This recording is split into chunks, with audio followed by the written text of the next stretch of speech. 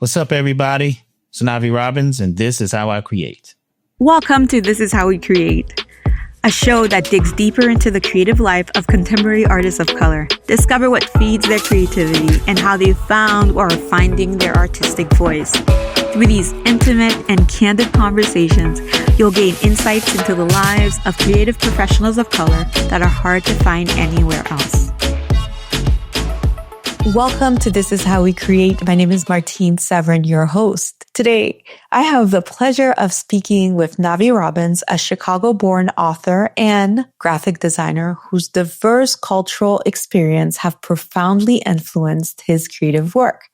Navi's journey began at the age of 10 when his family relocated to Liberia, West Africa. Living abroad for 7 years across 5 different continents, he immersed himself in various cultures and languages, nurturing a unique perspective that he now brings to his storytelling and design. In addition to his literary achievements, Navi is the creative force behind NS Graphic Studios, where he showcases his talents in book cover design, children's book artwork, and branding. His portfolio reflects a deep understanding of visual storytelling, capturing the essence of narratives through compelling imagery. Today, we'll explore how Navi's global experiences have shaped his artistic vision. We'll talk about the intersection of his writing and design career and the stories behind some of his most impactful projects. Navi, welcome to This Is How We Create. Thank you. Thank you for having me. I'm happy to be here. Appreciate it. I'm happy to have you. Navi, today is January 10th, and today your book, Echoes of Man and Cries of War, which are the first 2 books in the Black Lotus trilogy, have been released. Congratulations. How are you feeling? Thank you. I'm feeling triumphant. I'm really excited about these books. The finale will be released on Tuesday, this coming Tuesday. So all 3 books will be available. But I'm happy. I'm really happy. It is a culmination of years of blood, sweat, and tears getting these 3 books out. Navi, how did you decide to publish all 3 books in such quick succession? The readers. I have some unfinished series because this would be my 16th, 17th, and 18th book. And I have some series that I need to complete. And so my readers are like, hey, look, if you're going to release another series, you need to finish it. And I was like, well, I already had started writing these, so might as well just finish them all and release them all and together, right back to back with each other instead of making them wait. Plus, I wanted people to finish this story as quickly as possible because I believe in this story. It's an incredible story, action-packed. And so, yeah. Well, how long did the process take you? The idea came to me when Donald Trump came down the escalator announcing his first presidency. Honestly, and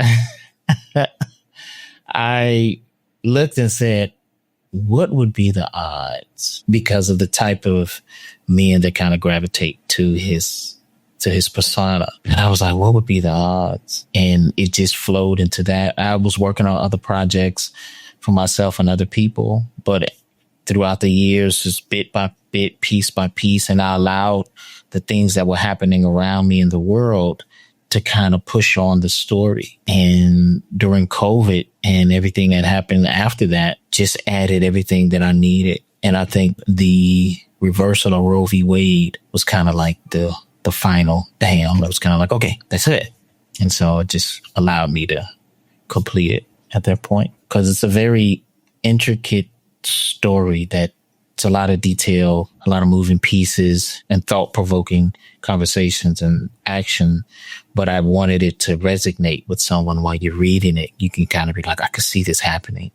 And not kind of like a fleeting, I could see it happening. Like you looking at it, be like, oh, wow. So it just took some time to kind of perfect the story.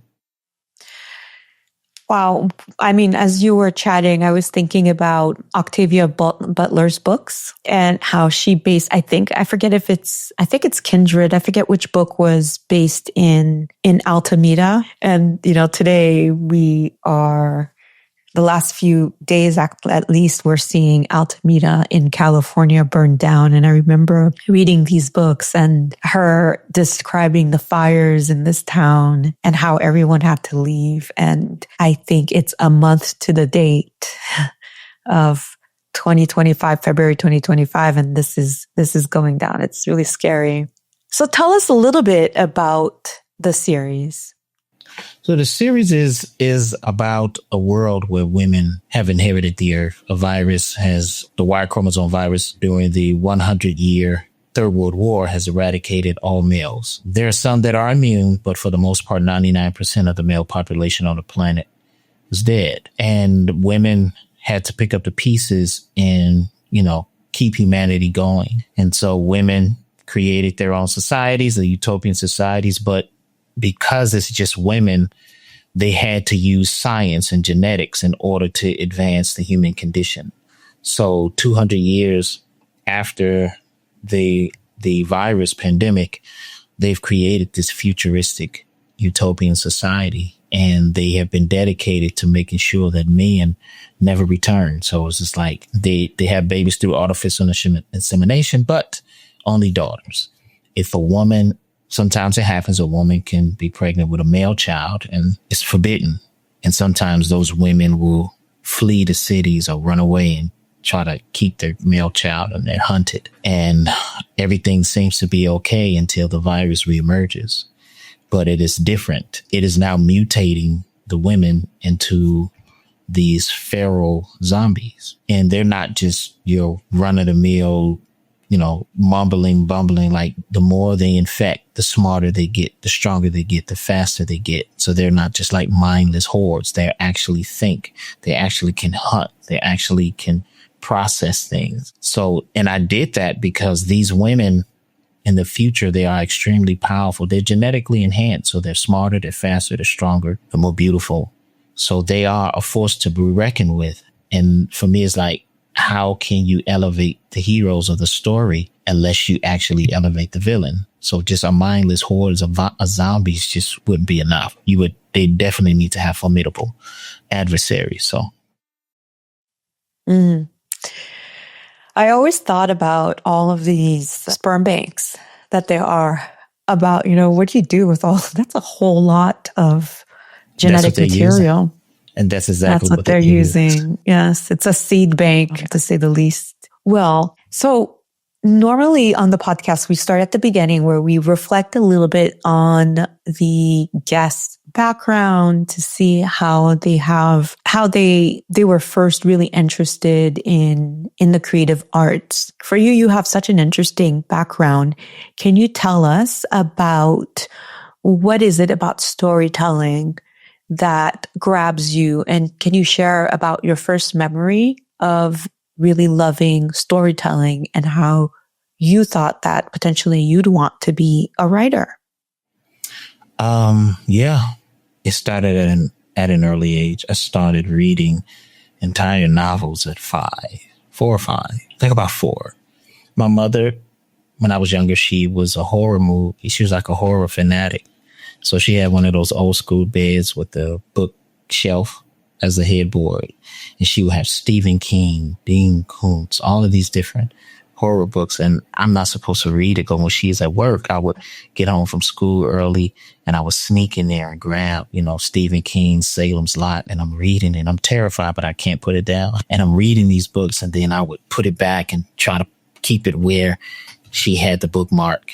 And to just read those stories by Stephen King, the story of The Monkey King by Wu Ching, even once I got a little bit older. But those stories allow, it kind of like helped my imagination. But the book that put me on the path of where I wanted to be an author was Master of the Game by Sidney Sheldon. When I read that book, I think I probably read that book over 30 times in my life. I just read it over. But when I read that book, I was so fascinated by the storytelling, how he chronicled how a family started and how they just went through the different generations and time. It started out as going to South Africa to go to the gold, the diamond rush, and then and he got hurt. Somebody did him wrong. He came back. He got his revenge, but getting his revenge, it changed who he was because he was a good person. But in order for him to get his revenge, he had to become the monster that tried to destroy him. And then just to see how that relationship went through through the years of his family and how his children and grandchildren, how they, how their lives ended up because of his decisions. It was a phenomenal story. And it was at that moment I was like, one day I'm going to write a book. One day I'm going to write a book. So many people say that one day they're going to write a book, but very few people actually manage to get it done. Tell us about your first book and why did you think that you... This is my first book. Oh, yes. I think I know of this one. Yeah, this is the young set in Deerfield. Yes, exactly. Yes. Young adult paranormal. Yeah, this is my first one. This is the one that started it all. Tell us about the genesis of this idea and the process of writing, because so many people say that they're going to do something, but the only difference between an idea, somebody who says they have an idea, somebody who wants to do something, is that they don't do it. And then, someone who says they're going to do something, they execute. Tell us about the process of having the idea for this book and how you came to write it. Walking Among the Shadows was a mixture of 10 different stories that I tried to write. Like you said, you say you're going to write a book and you have all of these ideas, but then you don't execute and you don't complete it. And I had all of these stories that I wrote, all different types of genres: horror, science fiction, romance, young adult, paranormal, all over the place, action and adventure, high fantasy. And at the time, my youngest son was on his way, and I'm working a 9 to 5 and I'm not happy at the job. I'm just not happy. And I'm just like, I will never be able to leave my children anything with these 9 to 5 jobs. It just doesn't seem like it's going to work. And one day I had all of the stories laid out. I was like, I need to do something. And I started picking some of the best pieces, because as individual stories, they sucked. I'm not gonna lie, but I started picking out some of the best pieces of all of them. I was like, I could put all of this together into one book. And that's how it started. And I started writing it. Because my youngest son, Aiden, was on the way, I decided to name the main character after him, which also gave me the inspiration to finish, because I'm like, I can't wait for he become old enough that he could read this book. Tell us about all of the different ideas that you had, and how did you come to mix them together to create this, this book? Oh, yeah. I had one story where it was a group of people. They were like ghost hunters, but they were faking it. They really weren't in places haunted. And then one day they actually get into a haunted house, and how that turned out. I had another one where there was a young man who went rock climbing, and he ended up being transported into a different dimension. And I had another one where there was a girl who had this superpower where she can tell people what to do just by, like, she can look into your soul and command your soul to tell your body to do something. Then I had another one where it had to do like vampires and werewolves and stuff like that. And at the time, that's what everyone was writing about. Everyone, after the Twilight thing, he was right during that time. I was just like, I just couldn't really find I couldn't find something that was unique in any of these stories.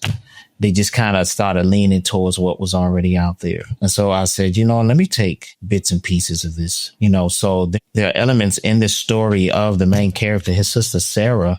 She actually has the power to make people do what she wants.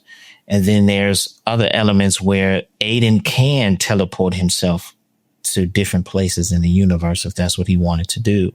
And then there's other elements of like the paranormal where there's, someone can alter reality and put you into a dark abyss. And this abyss is filled with these evil entities. And so some of those elements are included in this story. But the story is basically about a young man who finds out that he has supernatural powers, and the only person that's willing to tell him is his enemy. And he's attracted to his enemy, and he doesn't know how to reconcile that. And now his family knows, but they didn't tell him. So by the time he finds out, it's basically it's sink or swim because he's thrust into a situation that he has to fight someone who is definitely much more powerful than him.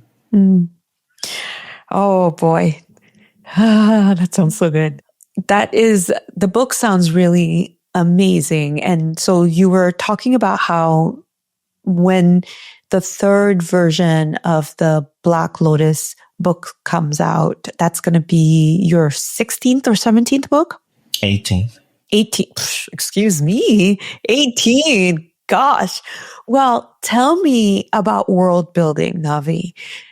And certainly this was not on the questions that we sent over to prep you for this interview. But as you were chatting, you were telling me how you took 3 or 4 different stories that you had created, that you had written, and you took elements of them to create a new world. How do you approach world building? What I usually do is I found out that elements of truth injected in fiction makes world building really dynamic. So when I'm building a world, first and foremost, I want to build my world where it really hasn't been done before. I don't like to recycle other people's stories. So when I'm writing, I don't even read while I'm writing books. When I'm writing my own stuff, while I'm actively writing, I do not read other people's books because I'm an avid reader. But once I kind of like take a break from writing or I'm done, then I would get back to reading other people's works. But building a world for me is thinking of some of the wildest things that I've ever imagined, right? And coming to how can this make sense and how can I add elements of truth to it, maybe some historical events to make it have a little weight to it. So if I'm going to build a world of vampires, I want to build the world where there's some grounding in the real world. So how do I explain where vampires come from? And I could say, well, vampires came from, let's say, ancient Egypt. Some aliens came down, they mated with humans, and they really don't suck blood. They suck life force because they don't really eat food or anything like that. They just kind of walk up to someone and kind of like suck in your life force. And so when you come in contact with a vampire, you ever wonder why a person sucks all of the positive energy out of the room while they're such a negative person. And so from that concept, from that foundational concept, then I will build the world. How would the world react once they found out that this is something that's accurate, or one person? Or if it's a fantasy world, because I haven't finished on writing a fantasy book, I created a world where there was these gods that they were brothers and sisters, and they played games throughout time. And then they decided to play the ultimate game. Let's create life and let's put them on a planet and let's see which life form will worship one of us the most. And so that's how I built this fantasy world. So one god built dwarves, another god created elves, another god created giants, another god created, humans. And okay, let's see who's going to be the most popular god amongst all of the races, and whoever becomes the more popular god wins the game. And those things like that. And it just really depends on the subject matter, but I'm always looking at a different way of building worlds and what type of building blocks I can build on top of it if in fact I want it to be a series or if I just want it to be a standalone. N.K. Jemisin has this wonderful masterclass, and I remember watching the masterclass. She was talking about how she approaches world building. It was fascinating. I feel like I could fall asleep to it. It was just really interesting. I'm curious, on your end, are there some structures or frameworks that you have found yourself using over and over again? I know you said that you like to stick to something that's true. Are there any other ways that you or rules that you use? Yeah. What frightens people the most? I think when people are reading about something that makes them kind of like pause for a second. So that too is some of the things that kind of like, okay, what would get people's attention? What will frighten people the most, especially with horror? Like what scares people the most? And one of the things that scares people the most is the unknown. So a bit of a world about the unknown, something that you can't explain, but it affects you and there's nothing you can do about it. Yeah, I think sometimes because outside of that, if for me, I don't want to recycle other people's stories. And it's probably why I haven't written a vampire book or a werewolf book or anything like that, because it's done so much. If I was going to do that, I would want it to be completely different from anything else to kind of like stand out. And it's a gamble. It is a gamble because people are happy with what they're used to. But at the same time, I don't want my voice to be mixed in with everybody else's about, a book or a genre. So, do you self-publish? Yeah, I do both. I do have a deal with Simon & Schuster, but then also self-publish as well. And what habits have you adopted that makes you so prolific? Allowing my imagination to tell the story without fear. It can be very scary telling a story because you're wondering how people are going to accept it. And if I'm going to write something, I need to be fearless. I need to push the boundaries of my imagination. Each book or series that I write, I want my voice to be different. I want my voice to be different for this, my voice to be different for that, my voice to be different for this. And you have to be fearless. And that's the only way to do it. You have to be fearless. And then my editor will, make it all make sense. Because sometimes she'd be like, I don't know what you was thinking right here, but you got right. But it is, you have to be fearless because you are a creator. Just as like you're a creator, you're creating new realities and you have to write these stories to where a person can relate and be like, I could see this happening. Even though it's fiction, you still want a person to believe what they write, what they're reading. And the only way you could do that is without fear. You have to be fearless.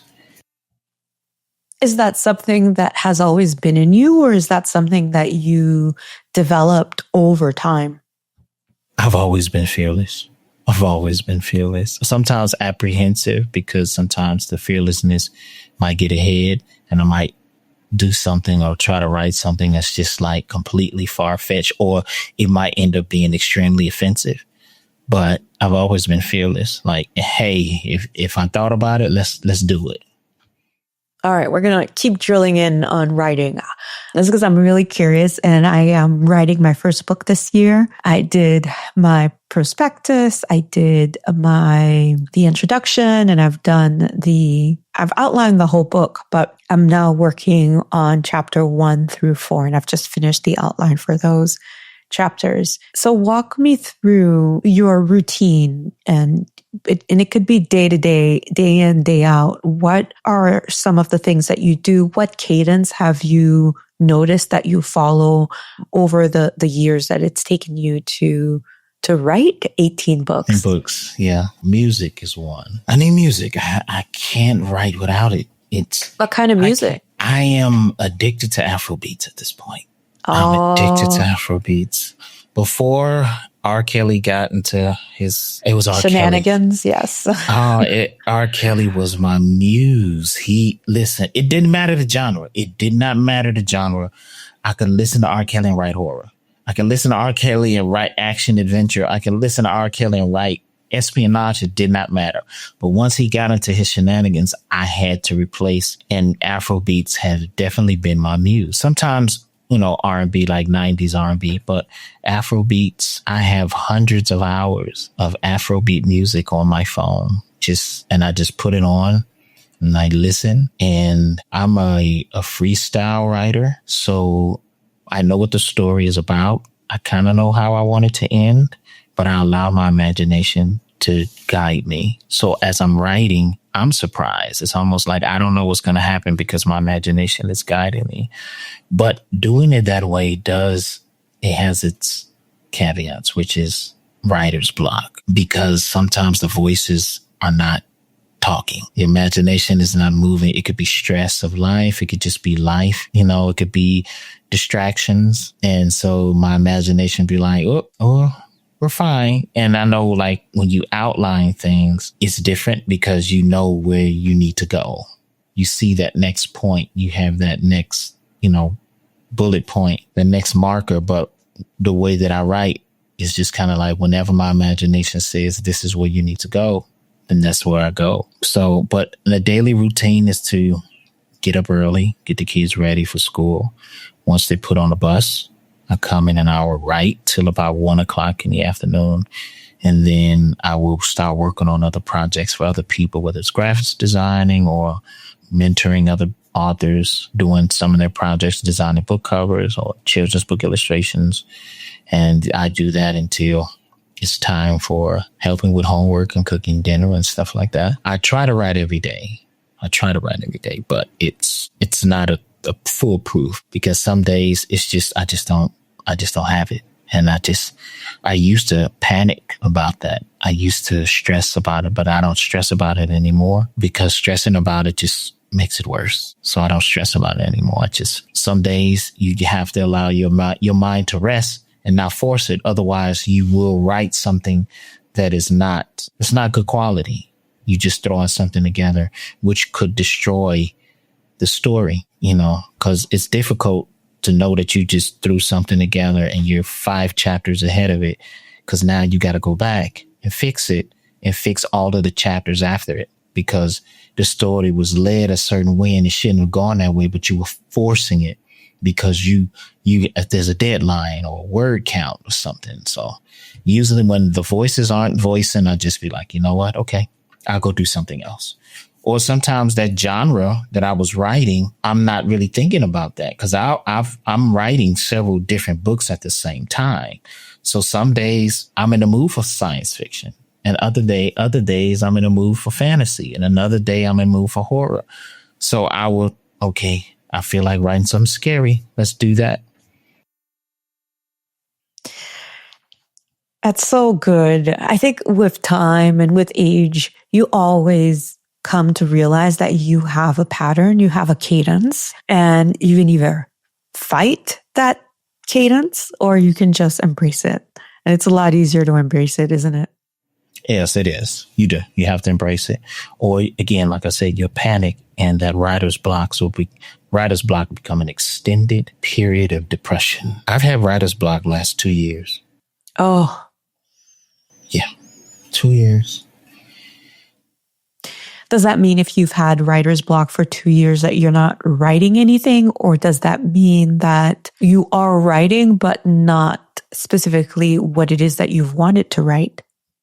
It's a mixed bag with that. Sometimes I'm not writing at all. During that 2 years, I may have written 1 chapter total. And I had to go back and redo that chapter because it was crap.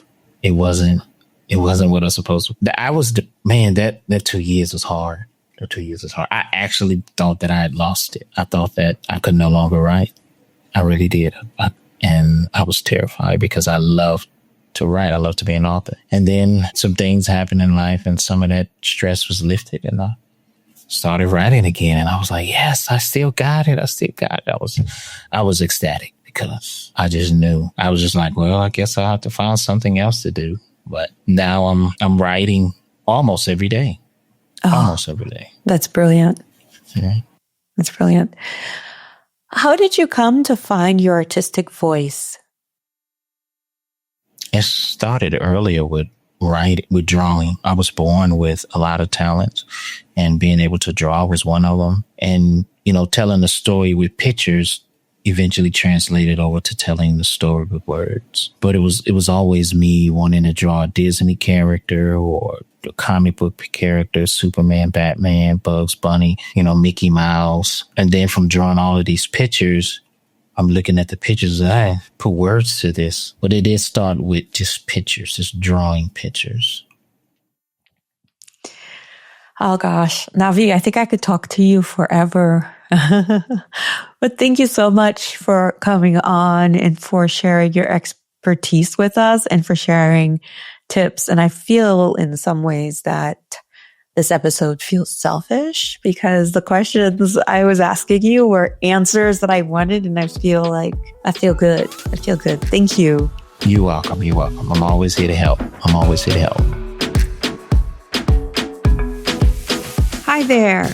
I have a quick favor to ask you before you go. If you're loving this show, would you mind taking a quick second to leave us a 5-star review on your favorite go-to podcast app? Here's the thing. Those reviews are like magic fairy dust. They help other creatives of color discover our show and tap into their own artistic superpowers. While you're at it, why not subscribe to our Substack newsletter, Creative Matters? Creative Matters is like a weekly dose of inspiration delivered straight to your inbox. You can find the link to subscribe in the show notes. All right, that's all that I have for you today. I can't wait to see you on the next episode. Bye.